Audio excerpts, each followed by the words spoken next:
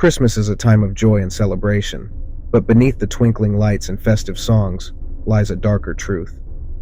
The season's cheer can blind us to the shadows lurking in its glow. For some, the holidays bring more than warmth. They bring vulnerability, as desperation, greed, and envy fester beneath the surface. Unseen dangers thrive in the chaos of bustling crowds, lonely homes, and overburdened hearts. The dark side of Christmas is a season where not all gifts are given in goodwill, and some visitors don't come bearing cheer. In the season of giving, evil often finds its way in.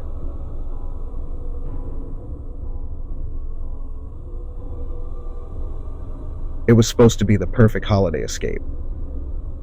The city lights, crowds, and stress of their day-to-day lives faded into the rearview mirror as Emma, Lucas, Jenny, and Max drove into the snow-dusted wilderness. The cabin they rented wasn't far from the city, just an hour's drive, but it felt like another world entirely. Nestled deep in a pine forest, the cabin was rustic but cozy, with a roaring fireplace, a small kitchen, and plenty of room for the four friends to celebrate Christmas together. "All right," Max said, clapping his hands as they unloaded their bags. "A week of no work, no drama, and no obligations. Just good food, booze, and snow." "It's perfect," Jenny said, her breath visible in the crisp air. She was the planner of the group, the one who had found the cabin and insisted they spend Christmas week together. "This is going to be the best Christmas ever," Emma, Lucas, and Max agreed. The first night passed in a blur of laughter, wine, and holiday music crackling through the Bluetooth speaker. Snow fell gently outside, blanketing the forest in a serene hush. But by the third day, that peace began to crack. It started small. Lucas couldn't find his phone charger, though he swore he'd left it on the kitchen counter. Emma's scarf vanished from the hook by the door.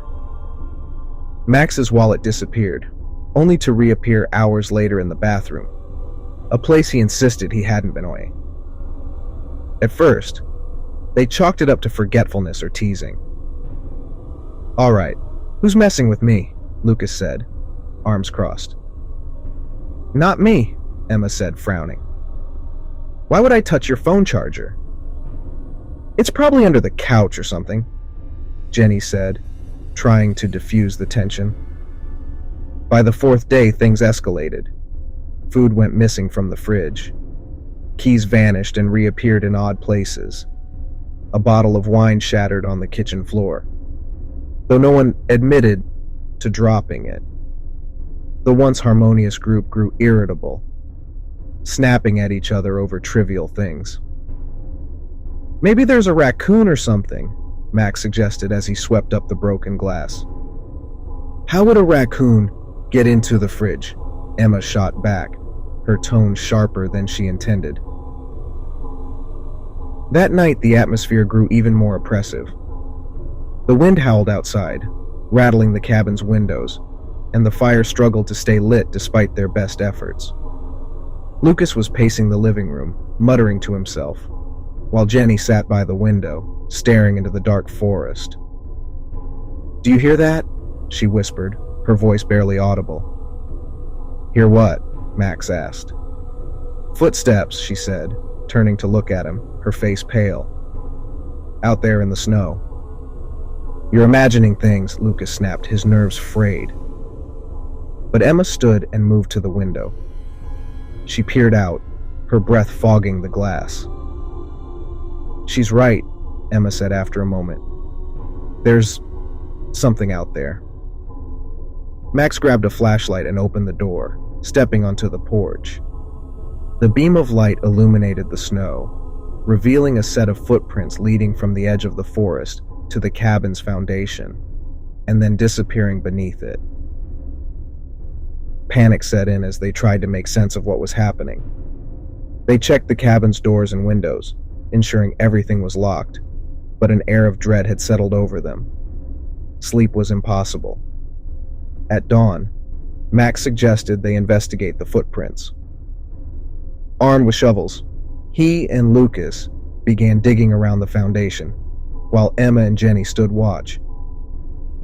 "What the hell is that?" Lucas said, his shovel striking something solid.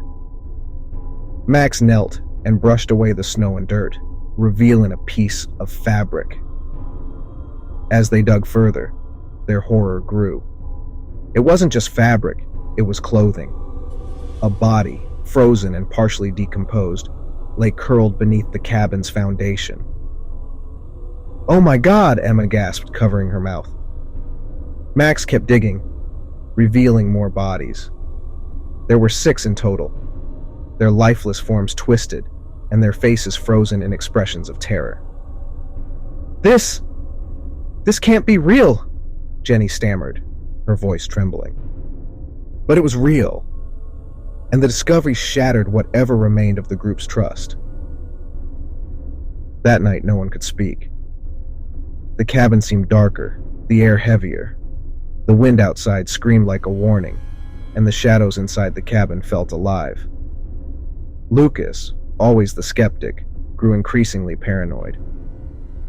"They knew about this," he said, pacing again. "The people who rented this place, they had to know. Why else would it be so cheap?"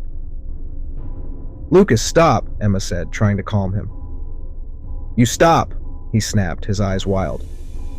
"For all we know, one of you knew too. You've been messing with me all week." "Enough!" Max shouted, slamming his hands on the table. "No one's messing with you. No one knew anything. We need to call the police." "And tell them what?" Lucas sneered. "That we spent a week partying on top of a mass grave? That's not going to end well for us." As the argument escalated, Jenny slipped away. She couldn't take the tension, the fear. She went to the bedroom, closing the door behind her. Hours later, when the shouting stopped and the group realized she was missing, they found her. She had hung herself with Emma's missing scarf, her body swaying gently in the faint glow of the bedside lamp. Jenny's death broke them. The grief and guilt were too much to bear. Emma collapsed, sobbing, while Max stared at her body in disbelief. Lucas, however, grew eerily quiet. "She knew something," he muttered. "Lucas, don't," Max warned. "No, she did," Lucas insisted, his voice rising. "Why else would she do this? She knew what was happening here." As the night dragged on, the group's fear turned into desperation. They piled into Max's car, hoping to leave the cabin behind, but the engine refused to start.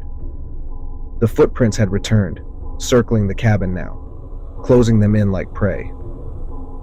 Inside, the air grew colder, the shadows deeper. The windows outside carried whispers, faint but unmistakable. Emma clung to Max, her breath shaky. "We have to leave," she said. "We will," Max promised, though he didn't believe it. Lucas sat in the corner, mumbling to himself, his eyes darting around the room. "They're still here," he said. "They're watching us."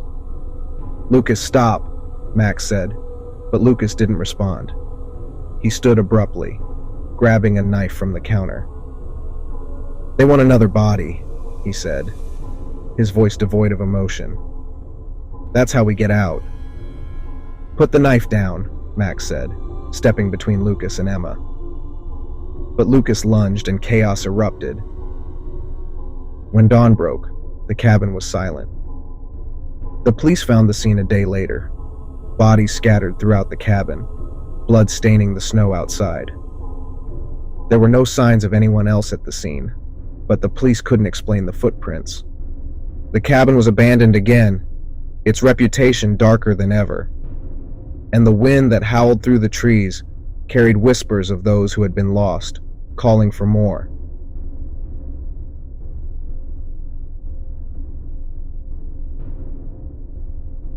Allison pulled her coat tighter as she stepped into her tiny Manhattan apartment, her boots clicking against the hardwood floor. It had been a grueling day at the office, and the holiday season only made things worse. The city was alive with glittering lights and bustling shoppers. But for Allison, it was just another reminder of how isolating her life had become. The only bright spot in recent weeks had been reconnecting with her high school friends. Sarah, Jenny, and Megan had arranged a mini reunion over drinks 2 weekends ago. It had been nostalgic and comforting, talking about the old days and laughing over teenage dramas. For a moment, Allison had felt like she belonged again. She set her bag on the counter and noticed a small package sitting by her door. The brown paper wrapping was plain, the handwriting on the label unfamiliar. Allison Warren, 3C. There was no return address. Curiosity piqued, she grabbed a knife and carefully cut the twine binding the package. Inside was a smaller box, wrapped in festive red paper with a green bow. A handwritten card sat on top. "Merry Christmas, Allie," from someone who never forgot. Her stomach tightened. The handwriting was neat, almost childlike, but she didn't recognize it. She hesitated, her mind racing. A secret admirer? A prank? She thought of her recent drinks with the girls. Had one of them sent it as a joke? Allison shook her head and tore the wrapping paper. Inside the box was an ornate snow globe.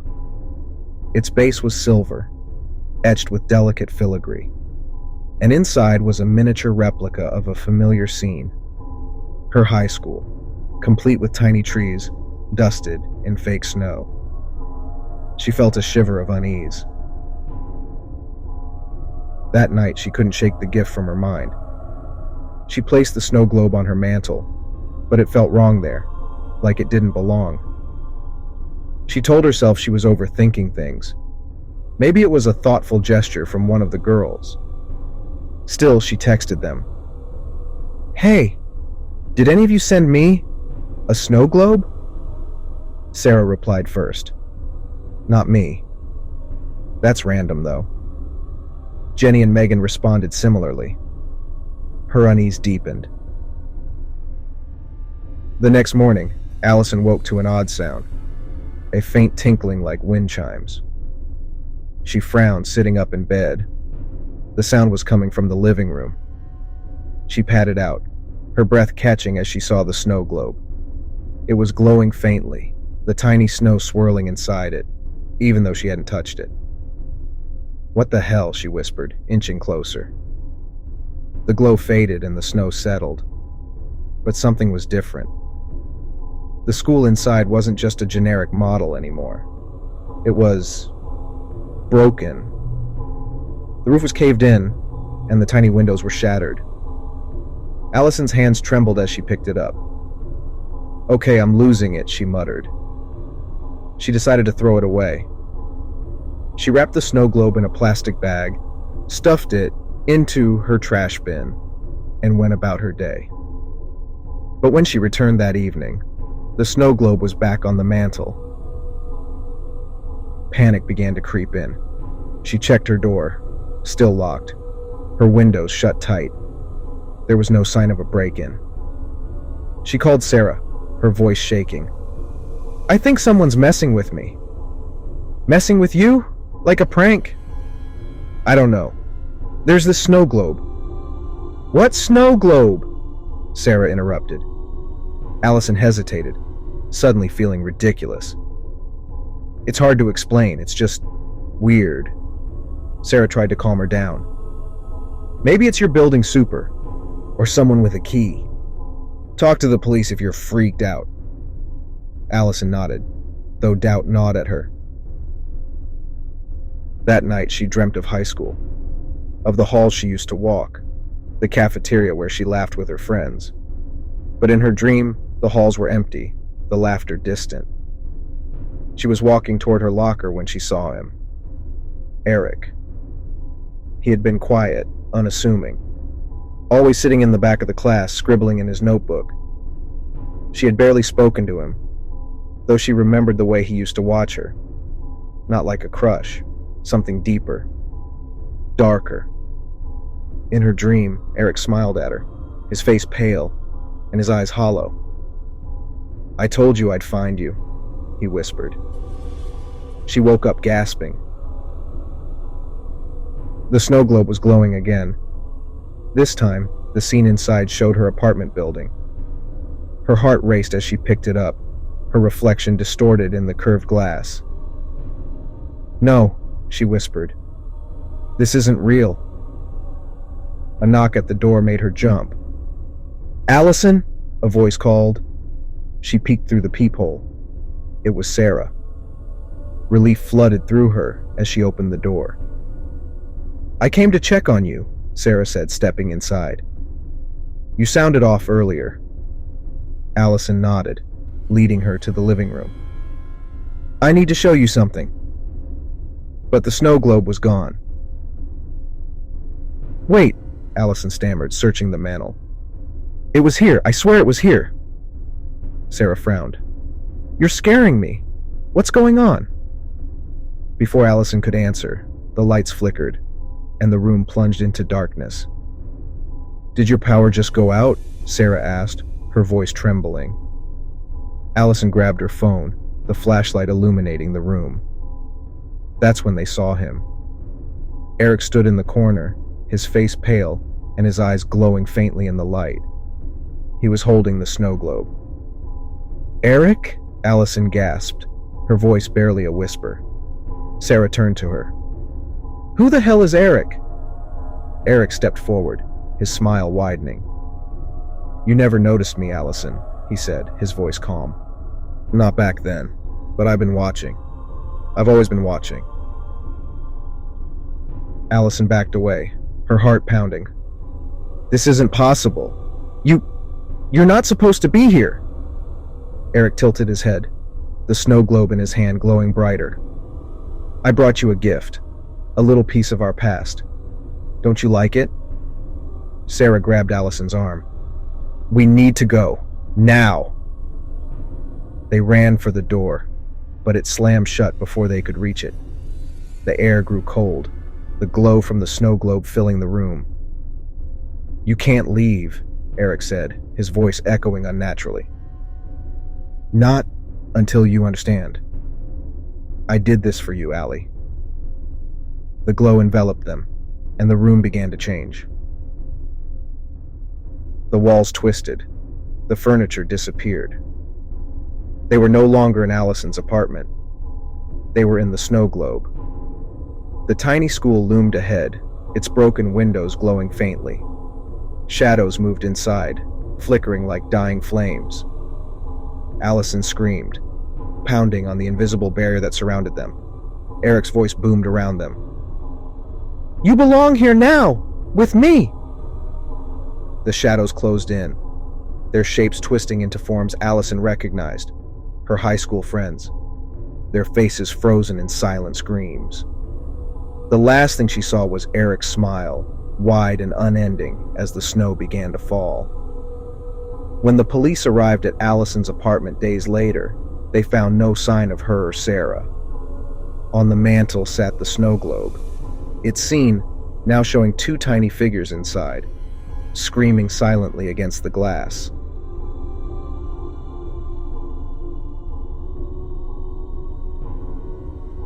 The snow blanketed the small New England town of Brookhaven in a pristine white, transforming it into a picture-perfect holiday postcard. Strings of twinkling lights adorned houses, and the scent of pine lingered in the air. For Eric and Laura Dawson, it was supposed to be a magical Christmas. Their 7-year-old son Noah had been begging to play outside all morning, eager to build snowmen and make snow angels with his best friend Ethan. "Stay close to the house," Laura had warned, wrapping a thick scarf around Noah's neck. "And don't go near the woods." "Mom, we won't," Noah promised, grinning as he and Ethan bolted into the yard, their laughter ringing in the crisp air. The woods at the edge of town were steeped in local legend, rumored to be haunted by those who had wandered too far and never returned. The Dawsons had always dismissed the tales as folklore to keep kids out of the forest, but Laura couldn't shake a gnawing unease. as she watched the boys dart toward the snowy field near the trees. Hours passed, and the sky darkened, the sunlight giving way to a dull gray. Laura was in the kitchen preparing dinner when she glanced out the window. The yard was empty. "Eric," she called, her voice tinged with concern. "Can you check on the boys?" Eric pulled on his boots and coat, stepping into the cold. "Noah? Ethan?" he called, scanning the yard. There was no response. The sound of a faint sobbing drew him toward the edge of the woods. His heart sank as he found Ethan huddled in the snow, his face pale and tear-streaked. "Ethan! Where's Noah?" Eric demanded, kneeling beside the boy. Ethan's lips trembled, his breath coming in short gasps. He went into the trees," he whispered, pointing toward the shadowy forest. "I tried to stop him, but he said he saw something." "What did he see?" Eric pressed. Ethan's wide eyes filled with terror. "I don't know. I don't remember." By the time Eric carried Ethan back to the house, Laura had already called the police. A search party quickly assembled, their flashlights cutting through the thickening snowfall as they combed the forest, calling Noah's name. The search turned up nothing. No footprints, no sign of the boy. The only tracks were Ethan's, leading to where he'd been found. The Dawsons spent a sleepless night in a haze of dread, hoping against hope that their son would be found. But morning came, and Noah was still missing. Over the next few days, Ethan's story only grew stranger. The boy, traumatized and confused, claimed he couldn't remember what had happened after Noah entered the woods.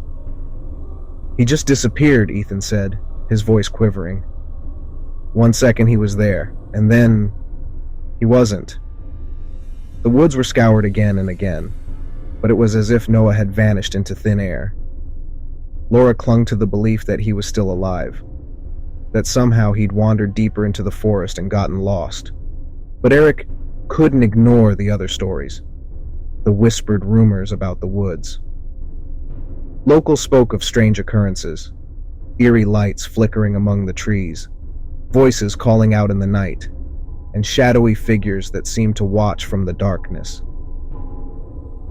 On Christmas Eve, the Dawsons sat in their living room, the tree glowing softly in the corner. The presents beneath it felt like cruel reminders of Noah's absence. "I can't just sit here," Eric said, standing abruptly. "I'm going back out there."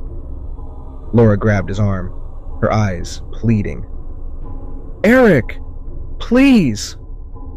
"The police said there's nothing more we can do." "I have to try," he insisted, his voice breaking. "I can't let him spend Christmas alone, wherever he is." Eric ventured into the woods with a flashlight and a growing sense of desperation.